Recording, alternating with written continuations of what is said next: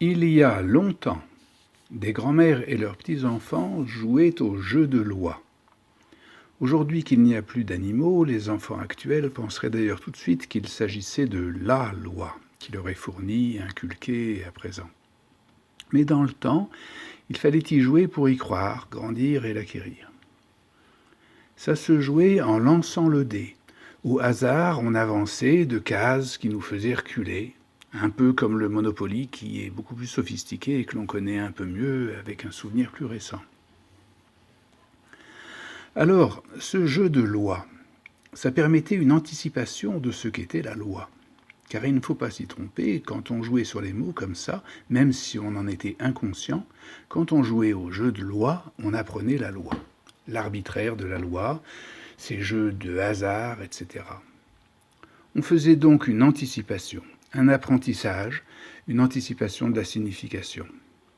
Aujourd'hui, nous faisons de même, mais nous anticipons sur ce que nous sommes. C'est une spéculation sur l'hypothèse qui commence toujours par si, on, etc. Donc, nous allons commencer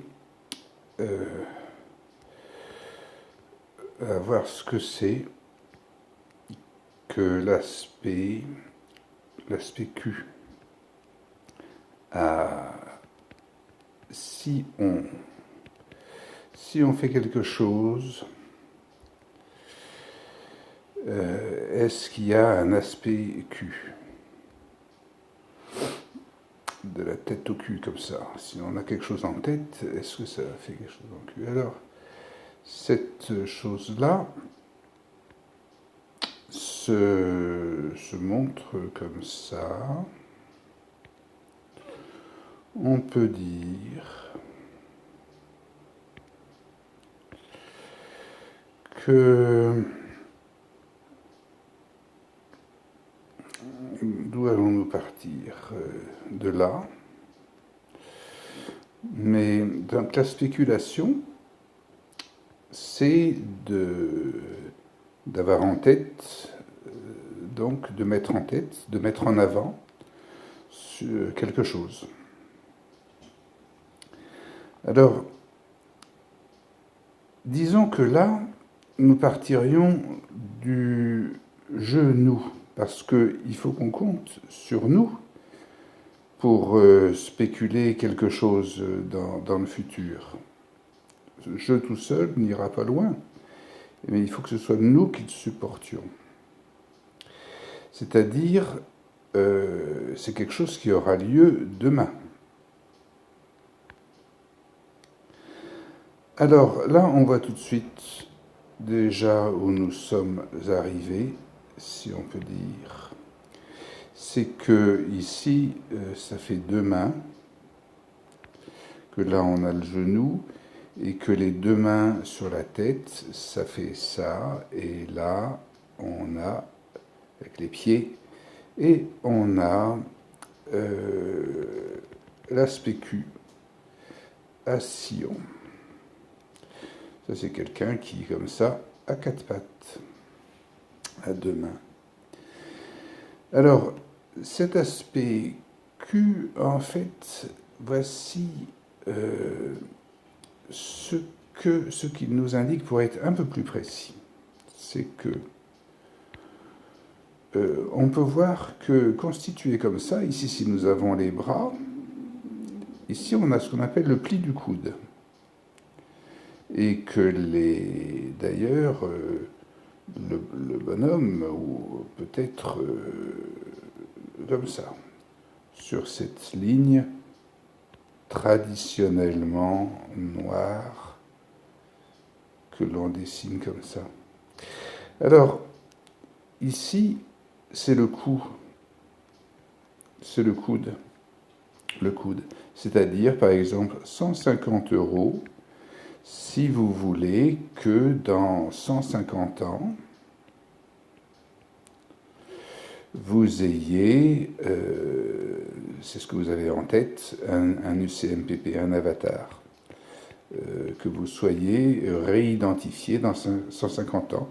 Ça vous coûte maintenant 150 €. parce que vous vous êtes fait jeu dans une association qui s'appelle Psybac. Alors Psybac, on va le mettre là. Voilà, c'est le Do du psy, le bac. Alors, qu'est-ce que c'est en théorie maintenant cybernétique ou sémantique? Ici, nous avons le signifiant d'un manque dans l'autre. Et ici, nous avons la demande, d'ailleurs. Ça s'écrit comme ça. Signifiant d'un manque dans l'autre, ben, c'est bien le Q que l'on a quand l'on est debout, par exemple, le petit enfant. Il a un Q à partir du moment où il fait une demande, où il avance, c'est il signifie, s'il avance, il signifie qu'il ne voit pas son dos, qu'il manque, qu'il a un manque. Et quand on signifie son Q, quand on signifie son manque, on peut avancer. Alors, ce qui se montre, c'est que ici, dans la QI, en fait, si on a un peu de QI, ici, c'est ici qu'on marque le fantasme. C'est-à-dire que le fantasme, c'est qu'on a ici, dans la culotte, on a un petit objet A, d'ailleurs qui va tomber, qui va faire dans, on va l'avoir dans le cul. C'est cet objet A d'où émerge le sujet, parce que le sujet, il est soit là c'est quoi? Là c'est le pied.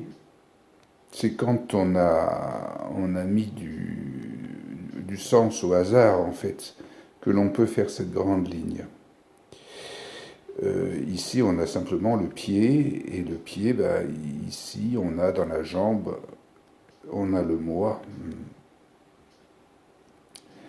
Et puis, ben, ici, il paraît qu'on a l'image du moi. Donc là, on a un schéma de la spéculation, et sachant qu'ici, on fait un transfert c'est un transfert au fond. Enfin, on fait un transfert de base, un transfert de fond. Un transfert de fond. Ici, on va faire le transfert de fond. C'est-à-dire qu'on spécule 150 € dans le futur pour demander d'avoir, si dans 150 ans on peut vous recréer, eh bien, Psybac vous refera, mais il faut pour ça qu'on se mette en groupe et qu'on fasse une association et que chacun mette 150 €, 150 €, 150 €, 150 €, et pendant 150 ans, les 150 € vont faire une belle association qui vont pouvoir vous recréer demain. Bon, je vous la serre, à demain, nous y sommes. Bien sûr, les techniciens auront reconnu, et les autres appris à connaître le graphe du désir. Maintenant, cette présentation fantaisiste de Psybac ira encore avec 2 références. Tout d'abord, elle emploie un certain nombre de jeux de mots, ce qui lui donne un aspect délirant, et là encore, ce sont les spécialistes qui se souviendront de Jean-Pierre Brisset. Ils apprécieront par conséquent que cette vidéo ait été confectionnée dans l'immeuble de la rue Grenouilly. Mais ils se souviendront du fait suivant surtout.